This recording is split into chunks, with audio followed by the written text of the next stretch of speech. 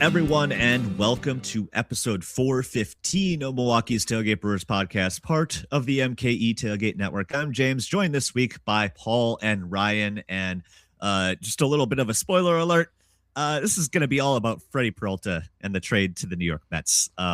Broke a few days ago. We decided to still do this on Sunday as our normal recording day to kind of let things sink in and allow us to think a little bit more clearly about the situation without reacting just purely on emotion, even though I think a lot of us expected that. So a lot of questions to get to, and I'm just going to dive right in with the reminder that those of you who aren't patrons yet, you can become one at patreon.com/MKE Tailgate.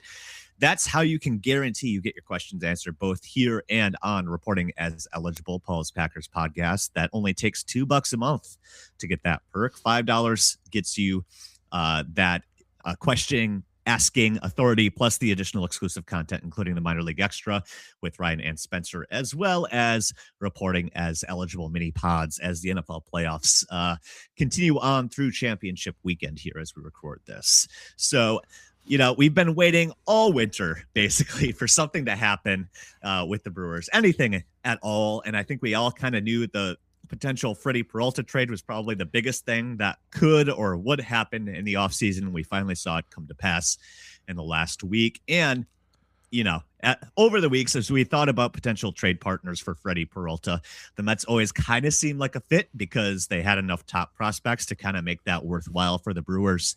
Also, potentially major league ready prospects, which was, I think, a key in all of this too. We'll talk about that in a few minutes, but the Mets also had a pretty significant need in terms of frontline starting pitching there as well. And, that's exactly what happened. The Brewers ended up getting a pair of consensus top 100 prospects, I should say, back in Jet Williams and Brandon Sproat from the Mets. Also had to throw in Tobias Myers to kind of balance out the deal and maybe give the Mets someone they can hold on to after 2026 if they do not re-sign Freddy Peralta. But I want to jump in with the first Patreon question of the week, and it's kind of the most important one, or at least the most important part of this equation. So David Mosley is asking, the Freddy Peralta trade seems like it was pretty good for us. How would you evaluate the two prospects we picked up? And how soon do you think we'll plausibly see them contributing to the major league roster? Ryan, I kind of gave my hand away already here, but I don't think it's out of the question that we see both Brandon Sproat and Jet Williams fairly early in the season. I guess what's your take on the ETA for both of those guys and maybe just, the general profiles of what the Brewers are getting back here? Yeah, so Sprout was already in the big leagues to end last season, so he has some big league experience. Williams hasn't. He just has under 200 plate appearances at AAA, but he's also getting close. I don't know that either one of them is a lock to make the opening day roster, but I would say Sprout especially has a real chance. I think he goes into camp with a chance to win one of the 5 rotation spots coming out of camp.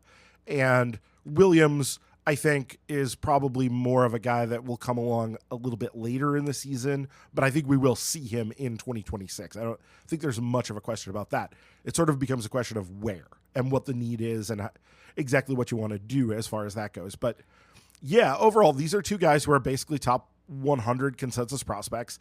Both have maybe lost. They've moved down a little bit this year. I wouldn't say that these are not guys whose value has crashed out this year by any means, but they've been surpassed certainly in the Met system by some other guys. Nolan McLean has moved up and moved past these guys. Jonah Tong, some guys like that have moved up and past them, but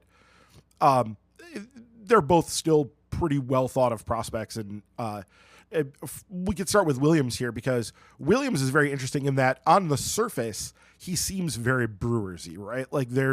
Boy, does he ever. Yeah, the size. First off, he's 5'7", little guy.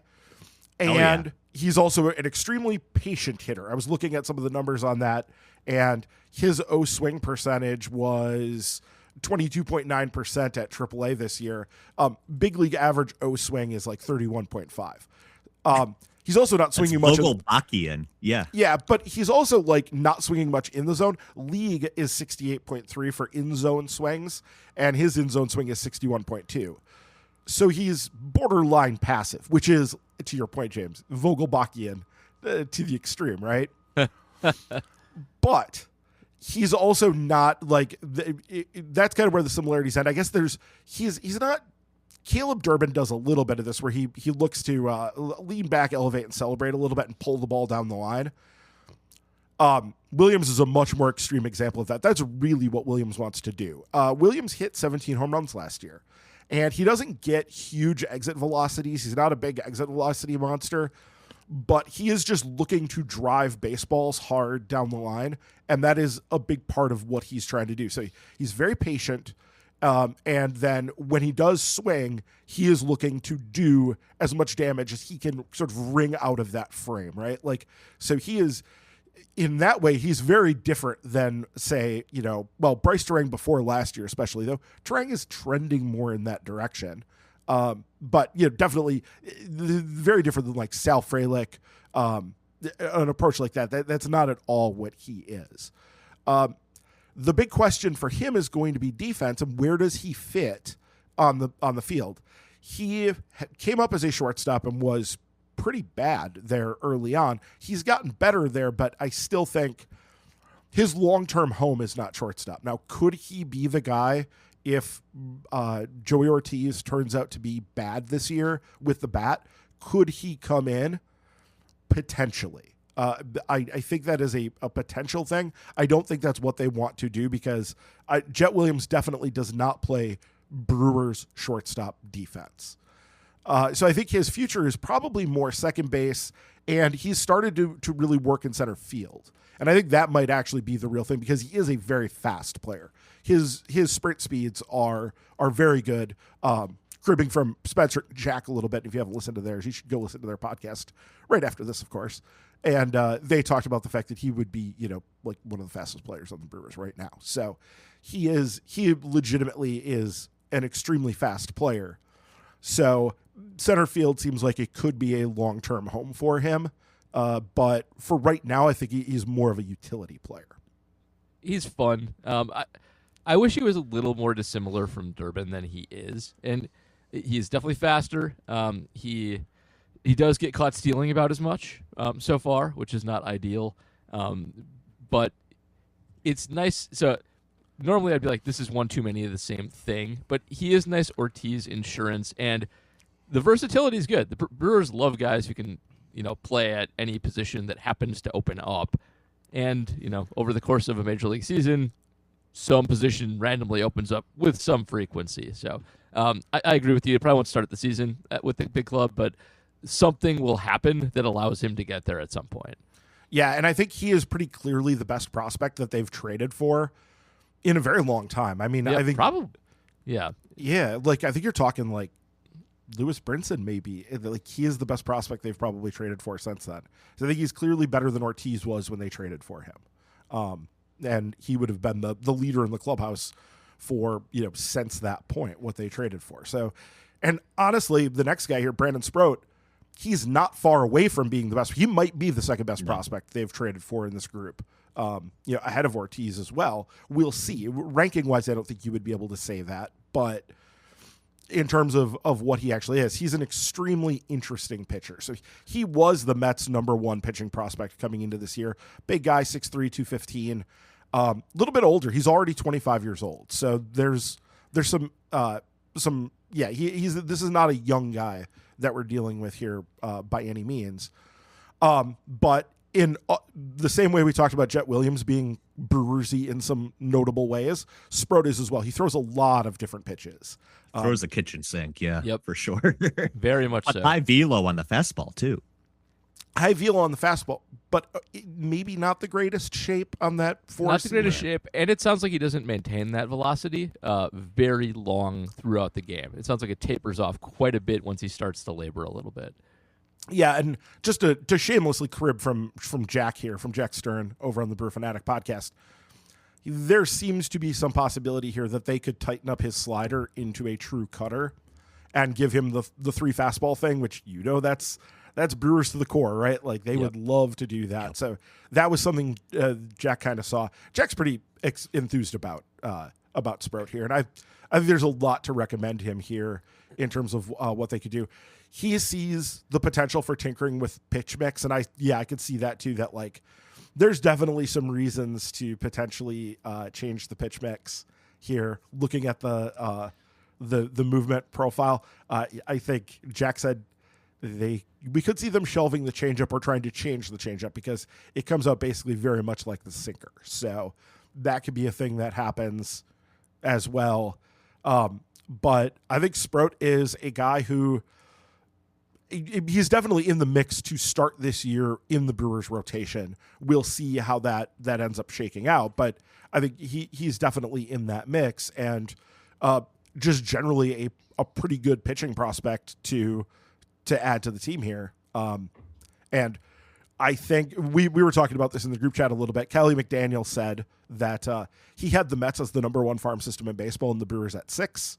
After this trade, he had the Brewers at 1 and the Mets at 6. So nice and neat swap out right there. Yeah. I'm actually pretty excited about Sproat just because I feel like for the most part when we acquire pitchers that aren't developed, that we don't draft, they tend to be guys who are destined for the pen, like have big arms, either that or they're like junk ballers who are going to be like 4 or 5 starters that we just turn into good for the regular season. And he's one of the first guys I can remember getting who has like legit stuff, like good stuff upside and the pitch mix to be a starter and is like already established as a starter. We don't have to have the conversation of like, is he going to be a starter or go to the pen? And it's always the pen. Like we at least have that. Yeah. Like I like, and run this guy through the pitching lab. There's, I think, some really nice upside here potentially with Sproat. Yeah, I would agree with that. I think that he is a potential 2-3 starter. If everything kind of breaks right, I could see him. It's hard to imagine him being a true ace, but I think a second line starter sort of replacing what Freddy Peralta sort of was. It'll look differently. Yeah. Like the shape of it'll be different, but him turning out to have a career in the Freddy Peralta vein would not surprise me even a little bit. Maybe it's going to be a little bit less pure strikeout stuff because Freddy's a pretty big strikeout monster, but Sproat is not likely to be that big a strikeout monster. But he's also a guy who, and we're looking at pretty small sample sizes. He only had 20 innings in the major leagues, but his ground ball percentage, he had a 50% ground ball rate at the big league level last year. And there's a lot of stuff to like here. He keeps guys off barrels. He's very, very good at keeping guys off the barrel, very good at avoiding hard contact. So there's a lot, and those are kind of, that fits with what Freddie was very good at. It's just a question of, I don't think he's probably likely to be that this year, but I wouldn't be surprised if he gets close, a lot closer than maybe people think. Just even here in year 1. Yeah, I think, as we talked over the weeks, this is about as good as we probably could have hoped for in terms of a Freddy Peralta 1-year rental return. Absolutely. Right? And, maybe it helps that the Mets know they can just re-sign him to whatever they want after this year. But even just on the pure basis, even if it's a 1-year rental, I think 2 top 100 guys and 2 guys that could realistically help this year, I think kind of softens the blow of what we think of in terms of maybe hurting the 2026 team, but helping the long term. And kind of wanted to get on that topic next. So, there is this sense that, this does make the club worse in 2026. We saw a lot of that of like, how can the Brewers trade Freddy Peralta coming off of having the most wins in Major League Baseball and making the NLCS, and how horrible is that? But I guess, Paul, how much do you see this move actually detracting from the Brewers' ability to be the best possible team that they can be in 2026? And, we've said frequently, this might be the right time to get out of the Freddy Peralta business. Does that factor into the equation for you at all? It does. So first of all, Freddy is very good and had a really phenomenal year last year. Was like a 5+ WAR guy by pretty much everything. But that said, what you're getting next year isn't likely to be 5 WAR Freddy, because that's really an anomaly. To get a Freddy Peralta season that's even in the ballpark of what he did last year, you've got to go back to 2021 when he was like a 4-win pitcher. And again, very good, through 144 innings. Freddie is, not an ace. He was kind of an ace last year. He got some Cy Young votes, and he deserved them. But he's unlikely to repeat that. He's entering his age 30 season. He's small. He has been super durable for 3 seasons in a row. And so I'm not going to project him for getting injured because often health is the best projector of health. And so there is that. But if you're projecting Freddie for next year, the reasonable projection to make is something like a 3-win to 3.5-win pitcher, not a 5.5-win pitcher. He's probably going to regress. He had a great year. Great years usually don't repeat themselves. And so that's kind of the baseline you should use when evaluating what they're giving up versus what they're getting back. And if you were evaluating them keeping Freddie, your projection should include regression from Freddie back to something like a 3-win pitcher. Mm-hmm. So all of that being said, they're probably going to lose like a win and a half off of what they otherwise would have done by giving Freddie away, by trading for Freddie. And if Sproat works out, or if Mizorowski pitches much better than he did last year, 2 things that are, I would say, pretty darn likely, you can mitigate the loss of Freddy Peralta pretty quickly. Now, a couple caveats. He did pitch a ton of volume. And so you're not just replacing Freddie's production. You got to find somebody to take all of the innings he threw. 176 innings in current baseball. That's just a ton of innings. The Brewers keep such a tight leash on everybody. They will probably have to find another guy to actually go and effectively throw for way more innings than we're used to seeing. That does hurt them. And they were not deep on starters last year. They got a zillion of them, but a lot of them got hurt. And we got to the playoffs, and we were throwing, partially by intention, but partially by attrition, a bunch of bullpen games. So this does give them way more innings to cover than they had to cover last year, and no obvious person to take up those innings as of this point in time. So that's, I think, a bigger problem than WAR encapsulates.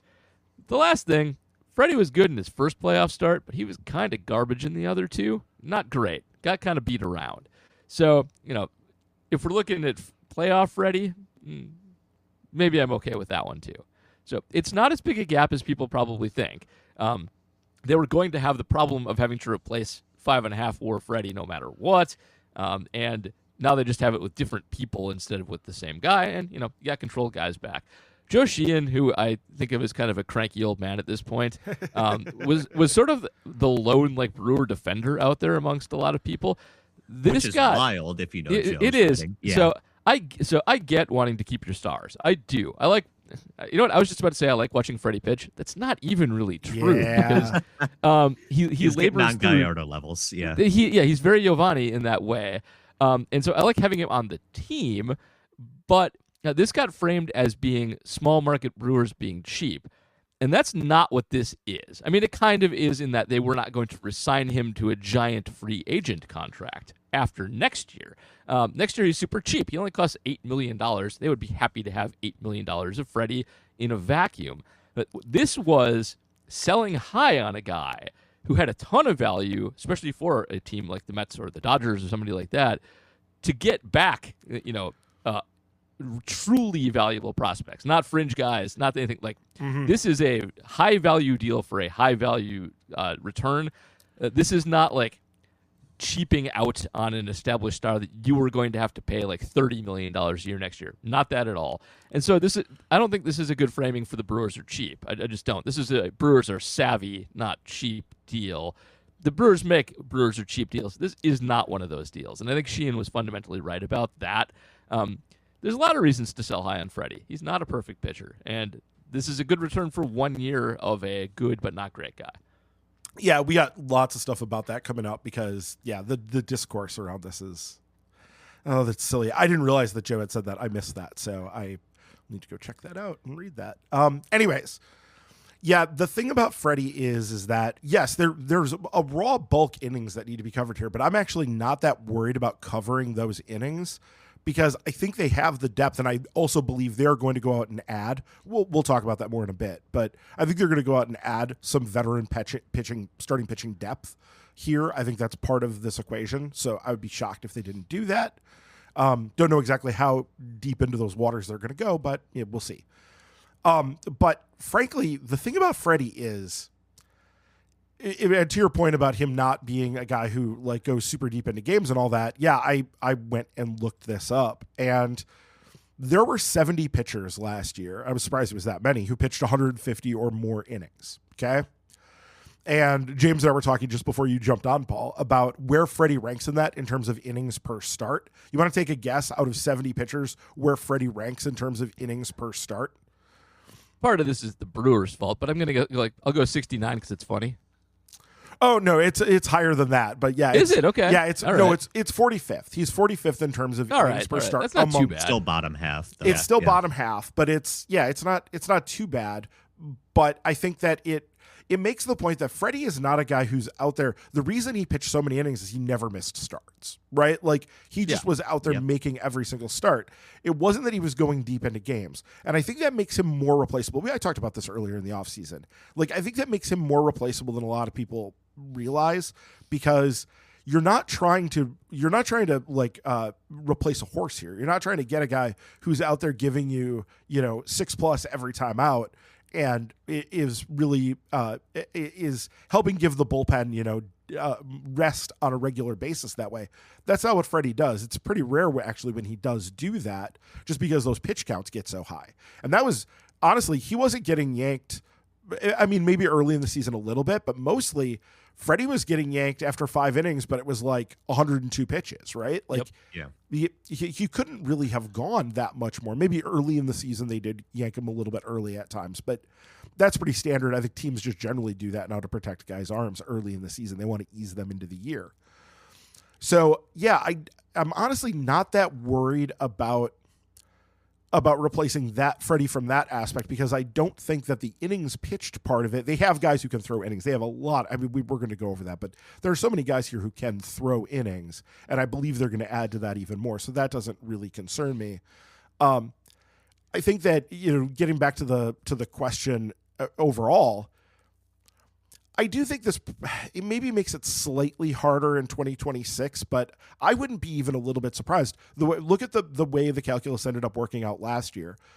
They were a better team because they got Caleb Durbin, and even getting a negative return from, who was this? Nestor Cortez. Nestor Cortez. Yeah. Then what Devin Williams gave to the Yankees, Durbin alone was worth more than that. So even with the negative return, I wouldn't be shocked if it ends up working out that way this year. And this could also be the year. I think it is coming. And this was a big part of why the Brewers were never going to extend Freddie deep into his 30s. I think we all think, with pitchers, it is just a matter of time before they get hurt. And Freddie was a guy who had health issues. He had shoulder issues early on in his career. And at some point, that is going to catch up with him. Whether it's this year or not, I don't know. But I could see Freddie being the part of the equation where they just don't have that much in terms of what they need to get from the guys they got for Freddie in terms of being able to surpass Freddie. I think Freddie might have a bad year here between regression and the possibility of injury. I think that's very much potentially in the cards.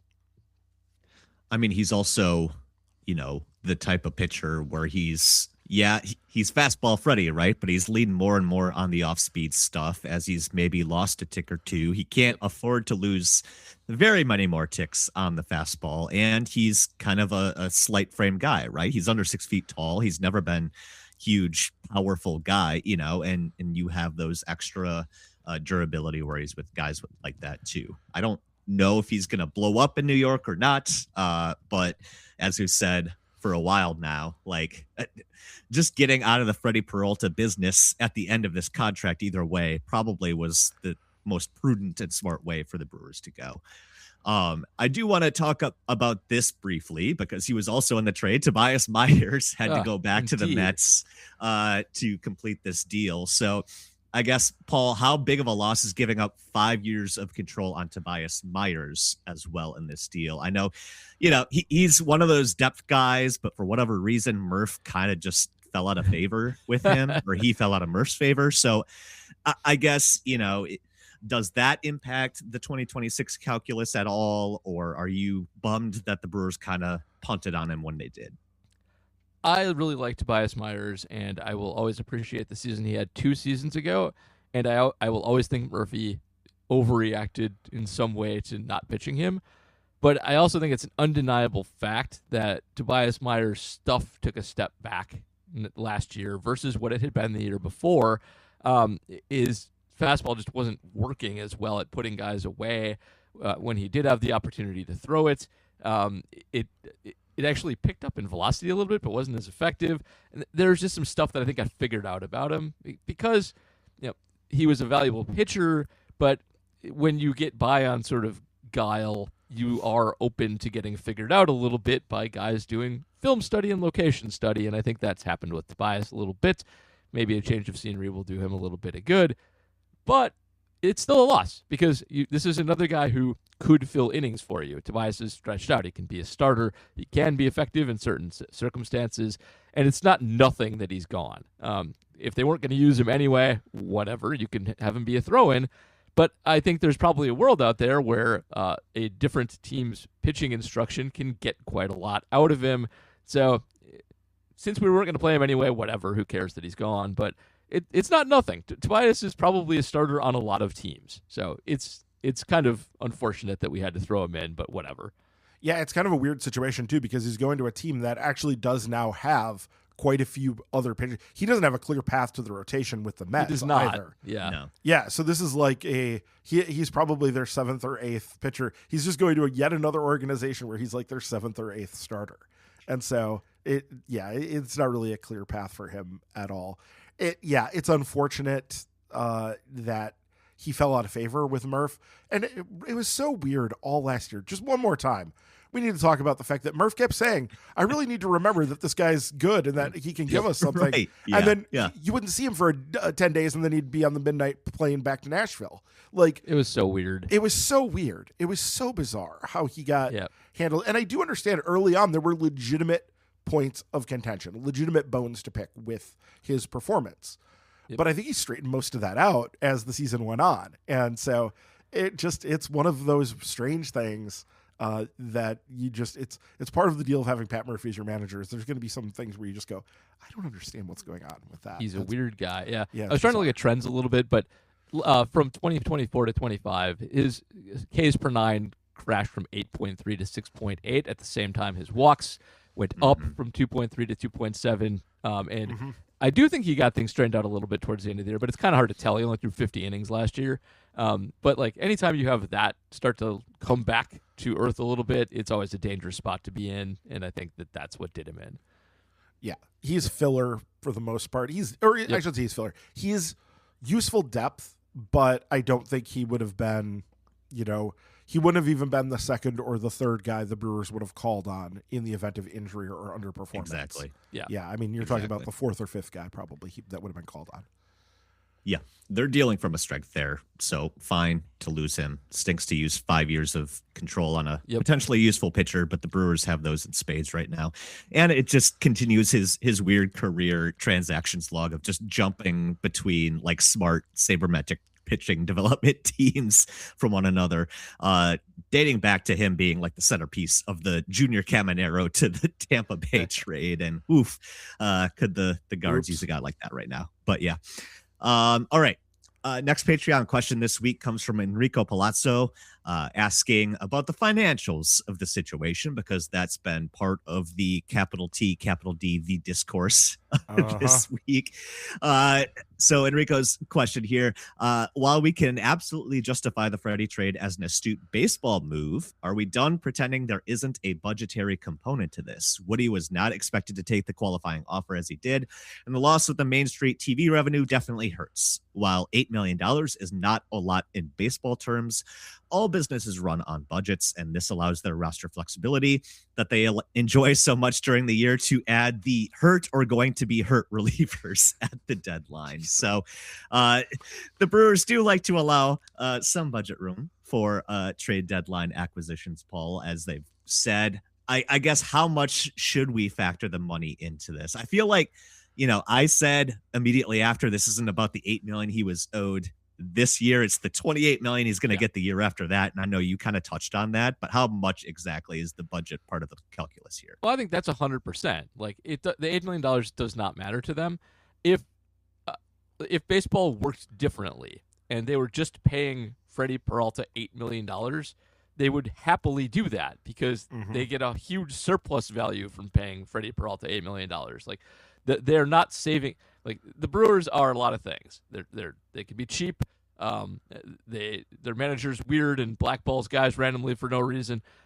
But they don't piss away surplus value when it presents itself to the team. And just Freddy for 8 is something they do because it allows them to, if they want to, be cheaper elsewhere. That's a good investment. That's not a bad investment. So James is 100% correct. This isn't about $8 million. This is about you're not having him after this year, like because the Brewers are not going to pay Freddy market value. That's not going to happen. And so that's all that this is about, is getting value for him that allows them to save money elsewhere and have talented people and not have to get in on the bidding war for Freddy. You give up a year. That's what you give up. You give up a very valuable piece of, X wins at $8 million, but it's not about the money until the year after. Yeah, calling this a salary dump, which is something Davey Andrews did at Fangraphs multiple times, is bullshit. It's stupid. It's not correct. Yeah, that's not what this is. I'm sorry. This is just not what this is. Do you know how much Freddy Peralta was making in 2025? He was making $8 million. The Brewers could have salary dumped him then, but they didn't, because this wasn't about that. This is about taking the last year of control of a guy and turning it into stuff that is going to help them down the road and actually probably be better, give them a good chance at actually not even losing that much in the short term. Between this and whatever they're going to do with that $8 million, which I remain convinced they're probably going to do something with that $8 million, they have a very good chance to actually, end up on the plus side of the ledger in 2026. I wouldn't necessarily bet on it, but I think they have a shot at it in 2026. And then obviously 2027 and beyond, they're coming out way ahead. So yeah, this isn't about salary dump, but yes, Enrico here is right when he says that yes, every team has a budget and that this is calculated in that. Like, this does matter from that perspective. It does. You do have to figure that in, but that isn't why they did this. They did this. If anything, the $8 million was a reason to trade him because it was so inexpensive that they were able to use it to get a better return than, say, they got off of Corbin Burns, right? Yeah. Who I think we agree was a better pitcher, at least slightly better pitcher at the time of the trade than what Freddy is. But he was making double the amount of money, so they didn't get quite as good a return. The money here enabled them to get the return that they wanted on this, and that was the key part of this more than anything else, was that it facilitated getting more in terms of prospects back. So yeah, I think they're going to spend a lot of this money, if not more than this much money anyways. So I got really tired with this narrative really fast because I just think it misses the point. Yeah. On the topic of the finances, Ryan, you promised the people a rant. Do you want to just jump right in on that right now? Yeah. Is that not it? Oh no, there's more here. So the discourse around this really, really bothered me. And I think that some of it comes from a good place. A lot of it's coming from a very pro-labor side of people I like and respect and generally agree with on things. But the pro-labor side of people saying, what the Brewers here are doing is bad and distasteful and whatever. And I think that some people have done a much better job of making these points than others. I think Meg Rowley did a really good job on Fangraphs on the Effectively Wild podcast of going through and talking about how, this is part of what the Brewers do. It's part of the reason they're successful, and they are successful, and they are winning, and they are doing what we want them to do in terms of the Brewers are always trying to compete, and they're doing it. They're successful. And so I want to point out that most of her analysis was really good, but I'm going to focus on one phrase here that really bothered me. And I don't want nobody going at her and like all of that. Leave this is between us. We don't need to involve everybody else here. Okay. So be nice. But she said, and this is something she's talked about before. She talked about this in terms of the Brewers making this trade is choosing to play on hard mode. okay? Meaning that they are choosing to make it more difficult for themselves to compete by doing trades like this. And I guess you can make something of a case for that, okay? You can make a case for that, and that's fine. But I think that it really loses the forest for the trees here, because no, this isn't the Brewers choosing to play on hard mode. It's really not. The Brewers playing on hard mode is about them having $337 million worth of revenue in 2024, estimated by CNBC, and both the Mets and Dodgers being over $700 million. They're playing in a sport where there is an incredible gap in revenue between them and the big boys in the sport. They could spend every penny on revenue, of revenue that they bring in, and lose, hundreds of millions of dollars here, lose actual literal biblical losses. And they still wouldn't be close to what the Dodgers are capable of spending on players between the tax and the actual money that they outlay. They still wouldn't be close. So the reality is the Brewers have to do things differently. They have to behave differently. They have to do stuff that is cutting against the grain, because otherwise they are going to fail.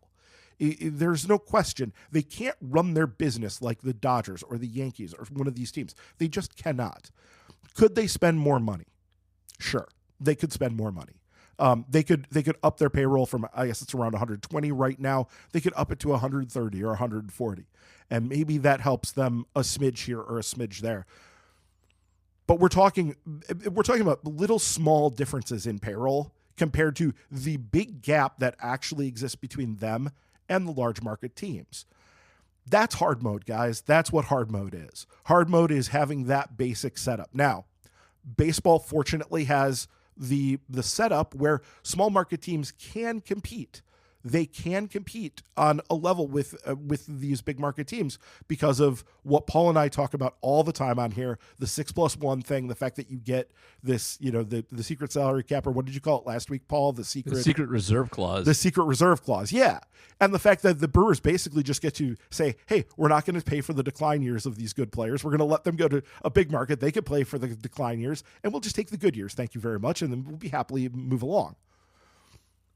That's what they've chosen to do to be able to make this work. And let's not lose sight of the fact that Freddy Peralta was playing on a team extension already. They did extend Freddy Peralta. They've extended Jackson Chourio.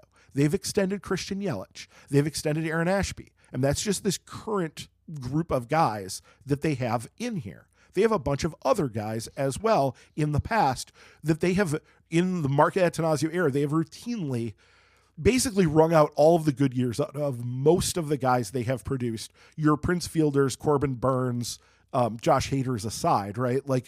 Most of the guys, they have wrung out most of the good years. Lucroy was extended. We could go through the whole list, but that is what they are doing, is trying to adapt to a situation where they are playing on hard mode because of these huge discrepancies in revenue.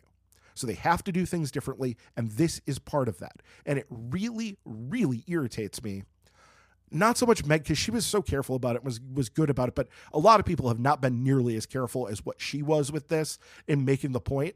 And it gets very tiresome that it feels very much like you are tying our hands and demanding that we swim as small market fans. We have to do something different to make this work, because we're not going to compete dollar for dollar with these big market teams. We're going to have to do something different. And this is what we found. And it actually freaking works. It works. It functions. And so to look down the looking down of the nose at teams like the Brewers in this situation just really pisses me off. And again, that wasn't what Meg was doing. I held on to that phrase because it was so useful for making this point, but she really didn't do that. It really is other people who've done this, and it really just irritated the hell out of me this week. All right. Moving on, we've got more Patreon questions about this deal. Let's start with Nate Orff Enjoyer, who's asking, the Brewers in recent years have now traded 4 of 5 All-Stars with a year or year and a half of team control remaining. What made Willy Adames different? Many attributed his staying in Milwaukee to his importance in the clubhouse, but it seems like Freddy Peralta was nearly or just as important to team morale. Do you think it was due to a lighter than expected potential trade return, a lack of depth at the time at shortstop, or something else entirely? Paul, I just go to the fact that he's like the lone position player of the group and the rest are pitchers. Is that it? That is 100% the answer. The Brewers are good at developing pitchers and extending pitchers, giving pitchers more money is super risky. It's the riskiest investment you can make. Having a lot of cheap pitchers is better than having one expensive pitcher. That's just what it is. Position players are more durable, and they got, I think, the best of Willie through that extension. You were also giving him money through when he was, and by the way, Willie was still good last year, so I think he will not be good that much longer, but he was still good last year. So he was just projected to still provide value at the position, and they are willing to pay for, value that is less risky. It's just risk they don't want to take on more than anything. That's it. That's the answer. He's a position player, and the others are pitchers, and they got pitchers in spades, and pitchers are risky. Yeah, there's another thing I just want to mention real briefly here because I hadn't thought of this, and Keith Law brought it up in his write-up, which was you can't take for granted that Freddy Peralta was going to bring back a comp pick because the CBA is about to expire. And that whole compensation pick system is exactly the sort of thing that ownership would have to give up to try to get their beloved salary cap. So, you cannot take for granted that Freddy Peralta would have brought back a comp pick next year because the CBA is going to change. And that is definitely a thing that would be on the chopping block. If they go for a full radical restructure like the ownership wants, that would definitely be a thing that would be on the chopping block. So you can't take for granted that would have even been there. I would have been so pissed if they played that out and then the comp picks go away. And then whoever would have had that pick ended up being the next Mike Trout again. That's a typical Brewers thing that happened to them. So yes, I will take this return gladly. Postman next up asking, with the acquisition of Jet Williams, the Brewers continue their trend of valuing position players of small stature. Being an individual of small stature myself, I've really been enjoying this. However, what is it about this type of player that is causing the Brewers to seemingly value them more than other teams? Is it the speed, the defense, the small strike zone, the ability to mark the team as a bunch of average Joes? I guess, Paul, if you had to guess, what is it about that profile the Brewers particularly enjoy?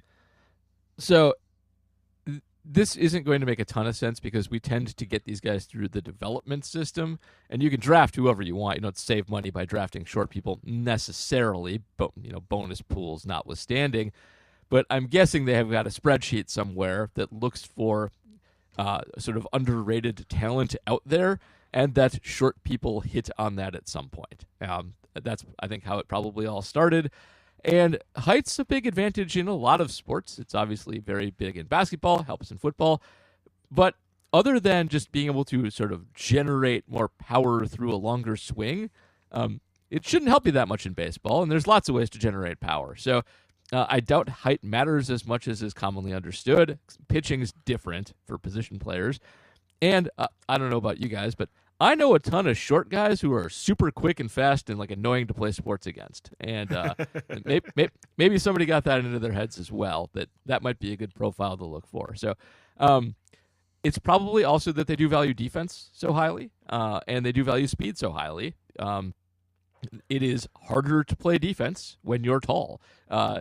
Corey Hart is, I think, probably the best forever example, a guy who is incredibly fast when he first started playing for the Brewers, but is 6'6" or 6'7" or some stupid height, and the knees on those guys go eventually, and he got slow, and he had to move to first base, whereas this speed and defense will last longer. You're not carrying as much weight. You're not when you change directions, physics isn't as against you as it is with a taller guy, and so it's less wear and tear on your joints when you cut and things like that. And so there's probably some additional durability on short position players too. I have no science to back that up. I just made it up right now. So if you go and find things that disagree with me, that's fine. But physics is physics. So, so I think a lot of that is probably that.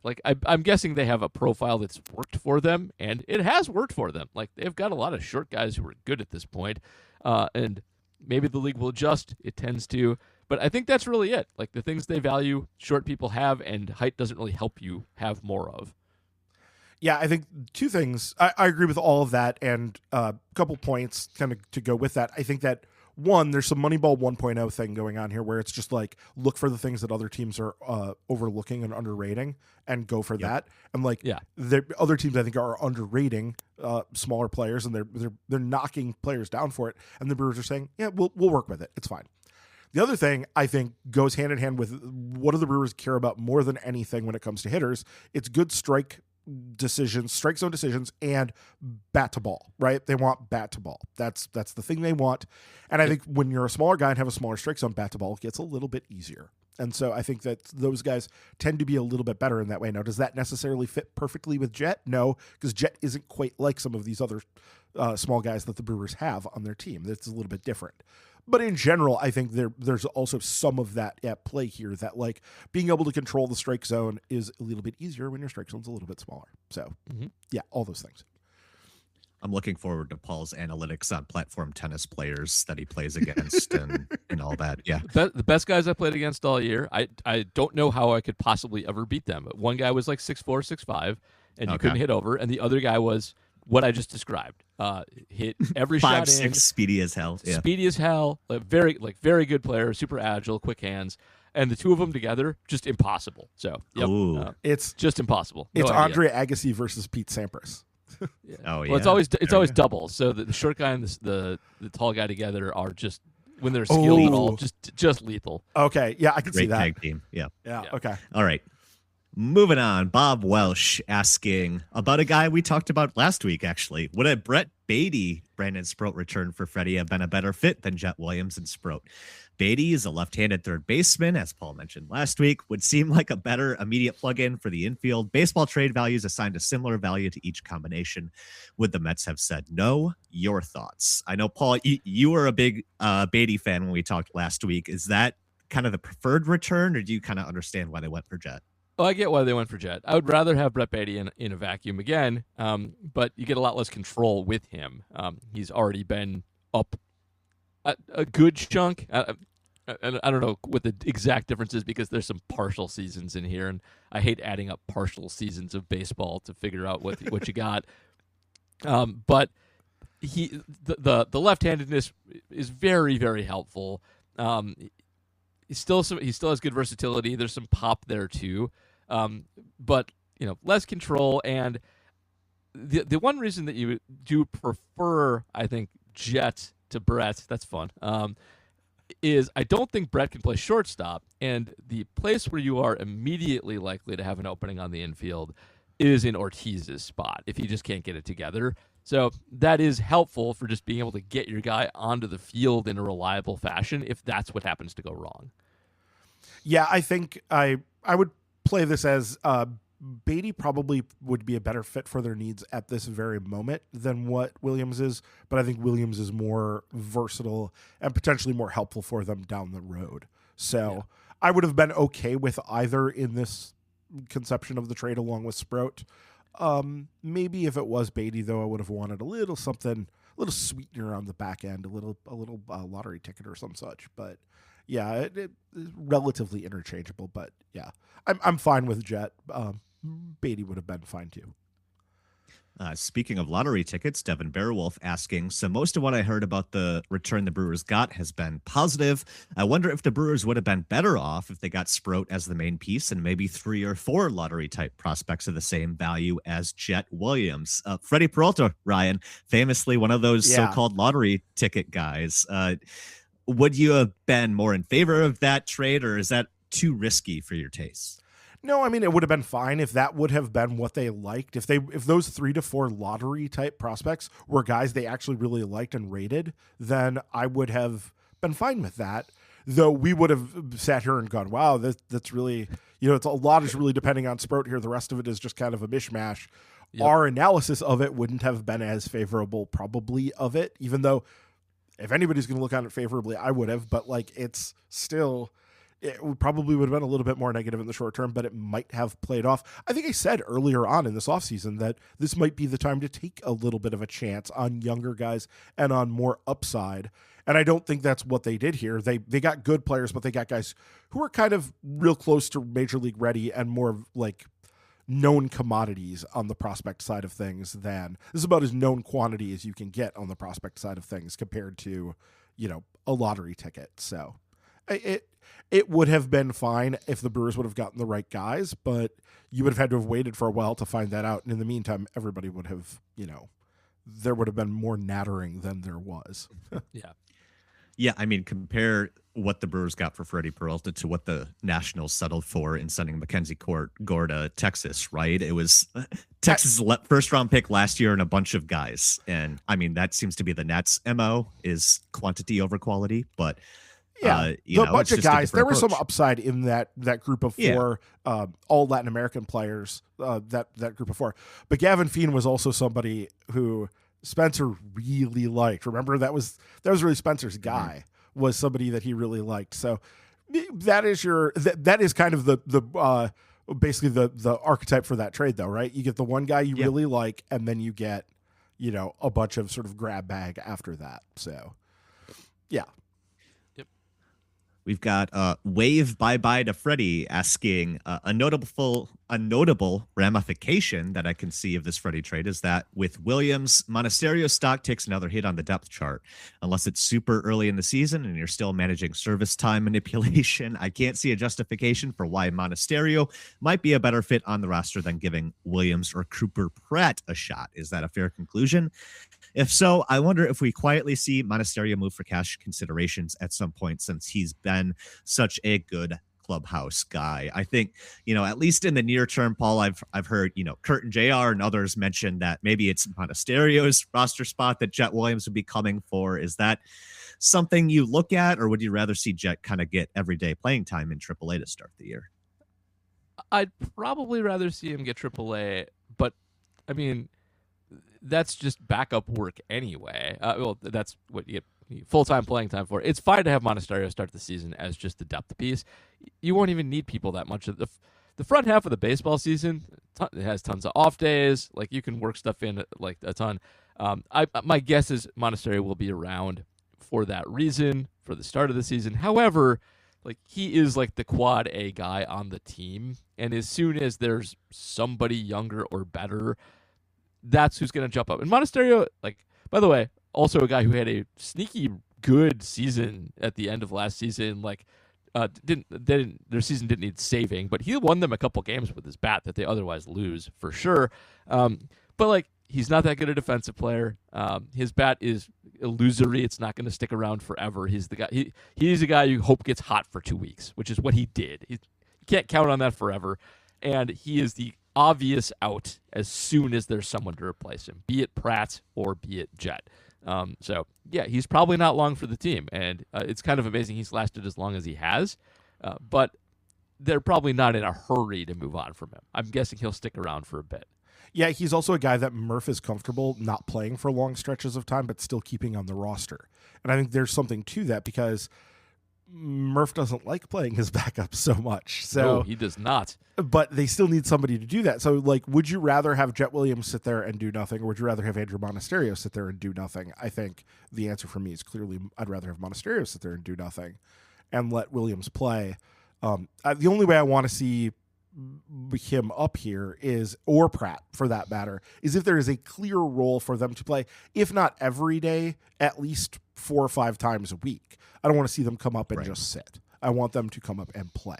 So when that is possible, then they come up. Until then, I don't see the value in having them up. I think Monasterio is better for that purpose.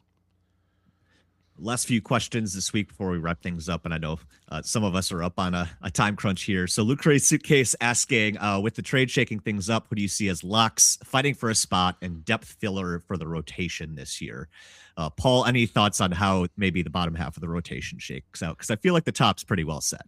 Yeah, so Priester, Mizorowski, and I would say Woodruff probably are sure things. At least we'll keep an eye on Woodruff as time goes on.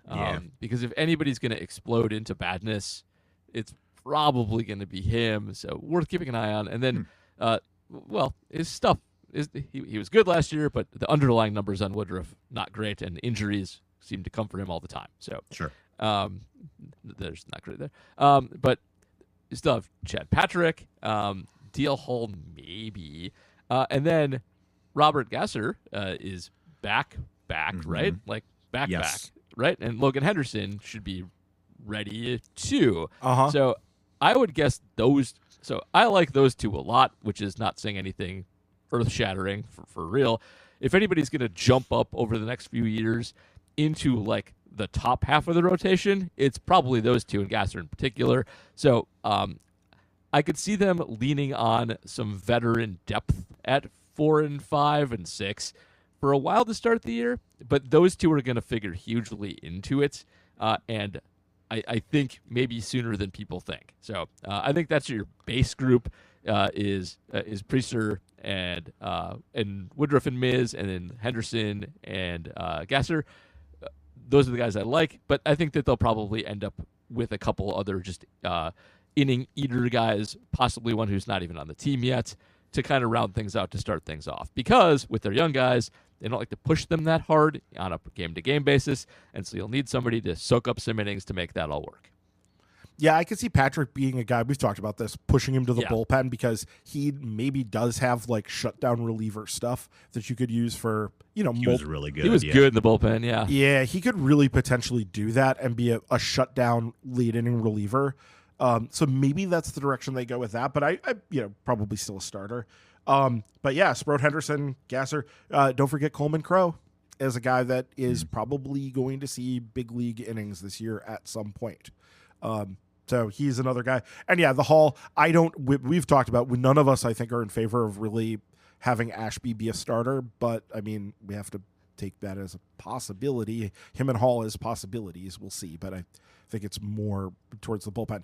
Other people have pointed out, I think Kurt and JR and Jack and Spencer have all pointed out that right now the Brewers have a lot of lefties in their bullpen, and that maybe needs to get shaken up a little bit. Because as it stands right now, they kind of have like 5 lefties, 5 of 8 of their relievers are lefties, and that's a lot of lefties in the bullpen. That's too many. Like, it's too many lefties. It is. It would be nice if like somebody like Hall just like refound the magic that he had coming into the Brewers and was like, yeah, hey, look, I can be a back end starter for you. That would be really nice. It would actually solve a lot of problems for the Brewers if they had that happen. But then again, I'm not really a person that's like, we need to have a certain number of lefties in the rotation. I don't think that's really a thing. I think you need guys who can get both hands out. If you're a starter, you need to be able to get both hands out. And I don't really care if it's coming from the left side or the right side, because you got to get both out anyway. So that doesn't really concern me. Maybe related to that conversation of the bullpen makeup, Ryan Miller's asking, are there any unsigned free agents left that could improve this team while being cheap enough that the Brewers would realistically make an offer? Those parameters scream relievers and backup catchers to me, which coincidentally is probably what we're looking at for the Brewers, Ryan, right? Ooh, but I think there's a starter move to be made here, and I think they will make it. Littell?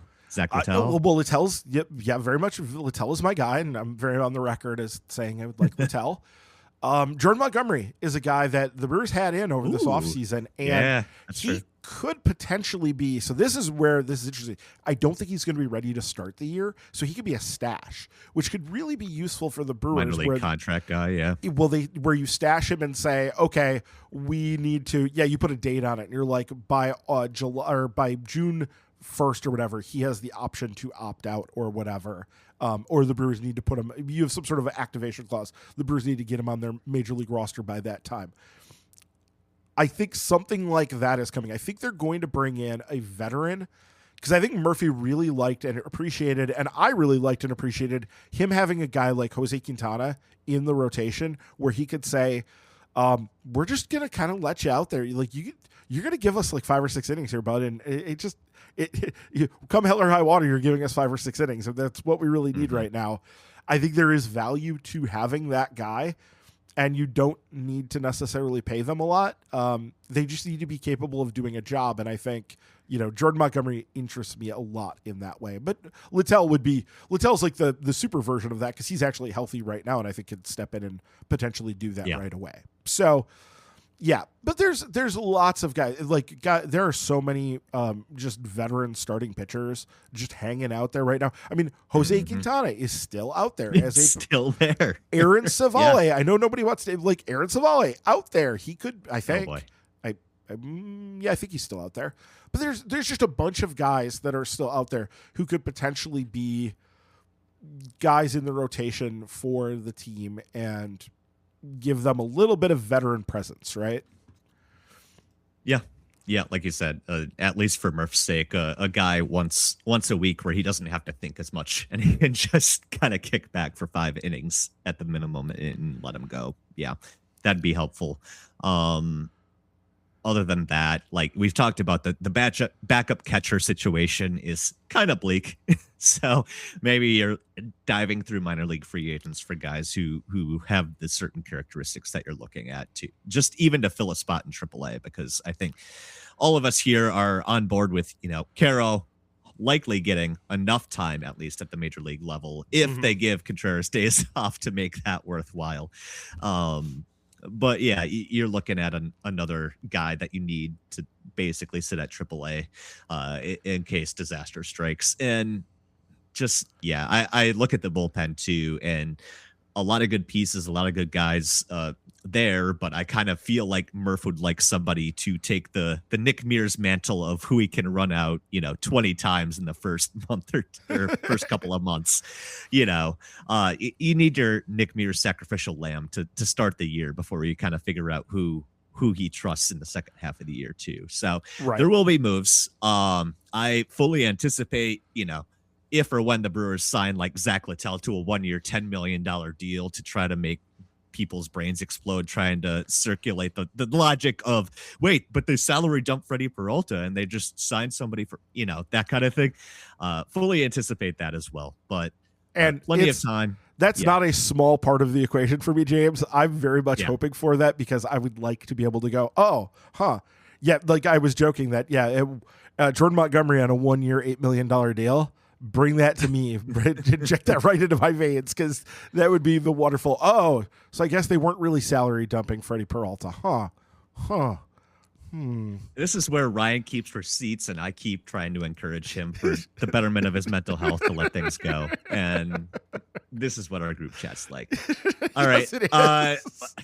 Pretty much. Last question this week.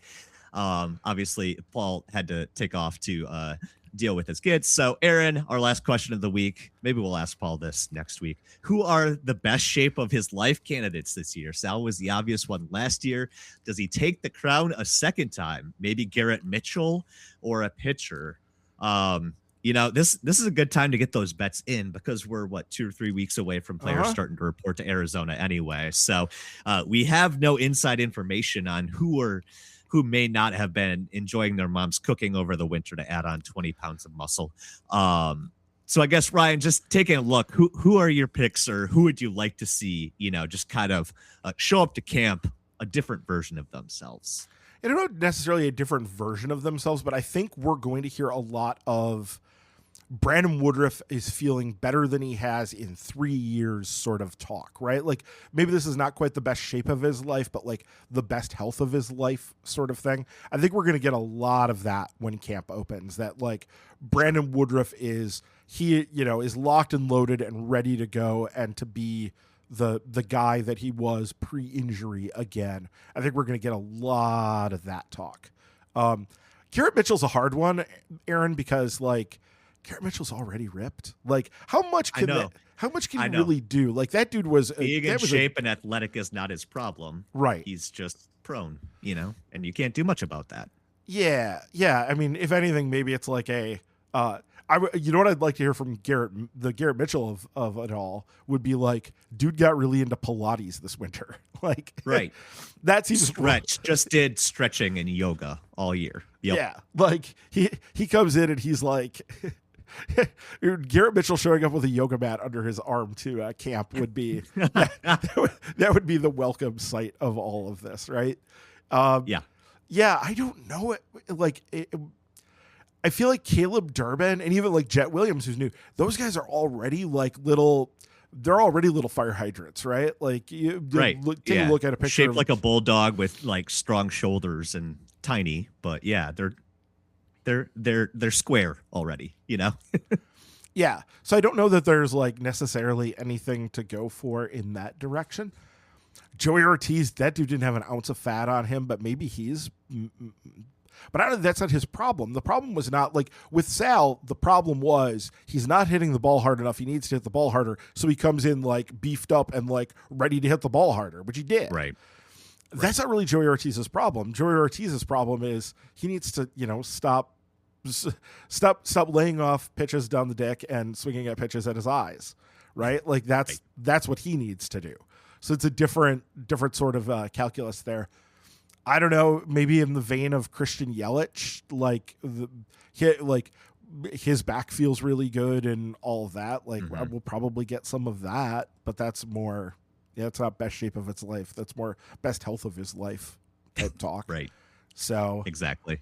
The only other thing I can think of is like similar to, Bryce Terang came in last year and he only really talked about it after the power surge, but he said he came into camp last year feeling like he'd finally, grown into his grown man body, so to speak, right? Like he hit that 25-year-old peak physical condition thing. I think if you get like a Jackson Churio or somebody kind of like further developing into like grown ass man territory, and he's already really into shape, but speaking of guys that I want to show up with a yoga mat under their arm.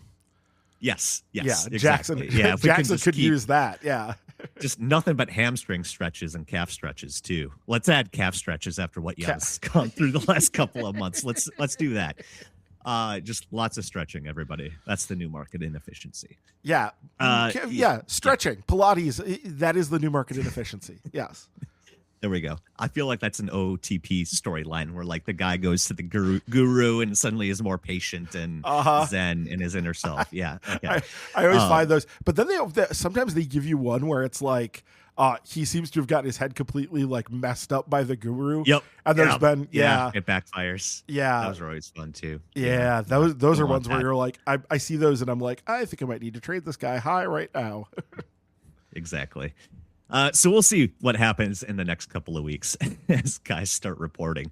But we will for sure be on best shape of his life lookout. I know, Kurt, I'm sure will also keep a keen eye out for guys who look significantly different or who are talking about their offseason routines and that kind of thing, because he needs something to write about early on in spring before the games start. So yeah, the thing is, if it works out the way it did in the past, I think Rosiak goes down early and then he comes home and Kurt takes like the second half or like the second shift at spring training. So he's down there during that second part, which, that's we haven't asked Kurt which shift he's taking yet, but but that was what it was last year. And I felt bad because it was like, Rosiak being the senior writer, he's the one that gets to go get out of the worst of winter and get the stories. Kurt comes down after everything's already chewed meat and has to like, okay, well, what am I going to write about now? Like there's got to be new things to find to talk about here as we're going through stuff. So, yeah.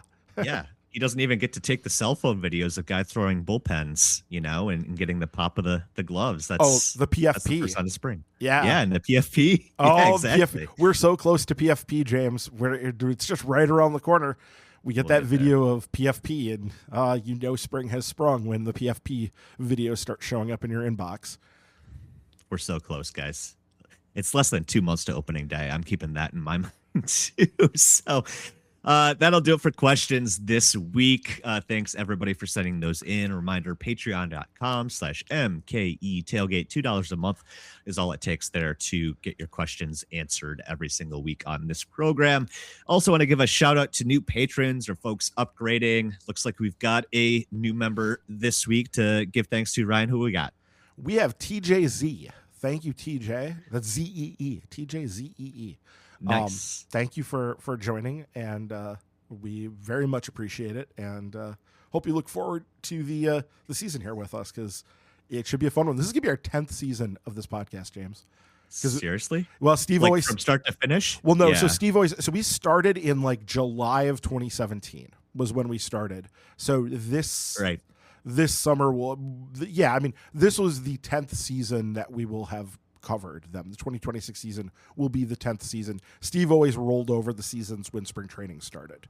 So I'm still popping in 9 right now, but in a few weeks I'll be popping in 10 when spring training starts. So that will be the time. And very, very excited. Looking forward to it. Should be a a very interesting year.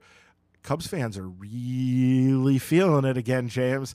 The Brewers traded away a star player, and the Cubs fans, this is our year, guys. We've got the chance. We're starting to feel like we're like Lucy with the football, pulling it away from them with this, and that's kind of a great way to think about it. Like that's wonderful, right? Like if we are Lucy with the football, because the Cubs fans, I even responded to somebody on The Athletic. Cubs fan was like, the division's ours to win this year. And I'm like, yeah, the Brewers have never traded away a top player that come in and completely dominated the NL Central before. I'm sorry. Like this is once again, the Cub fans are getting their hopes up, and hopefully they get another season of being let down. But you got to think at some point they're going to break through, right? Like you would think so. But, hopefully it's not this year. Or I'm not going to rain on their parade quite yet. We still need some projections to come out and see how that goes. But also, they're high on the Bears supply right now, so they're just feeling good about themselves. Period. So we'll let them enjoy that, and then let the Brewers win the division by 5+ games again, and go from there. Yep, so hopefully. Hopefully. All right, that'll do it for this week. We'll see what happens with other Brewers news in the weeks to come, now that the big story that we were all waiting to dropped. So regardless of what happens, we'll be back here to talk about that and other baseball things as they happen. But yeah, as mentioned, we're just a few weeks away from pitchers and catchers reporting, getting ever so close. We're finally above 0 degrees, at least here in Madison. So, it may as well be spring after the last few days. But we'll keep an eye on things and be back here next time. Until then, stay warm, everybody. Thanks for listening, and we'll catch you next time here on Milwaukee's Tailgate.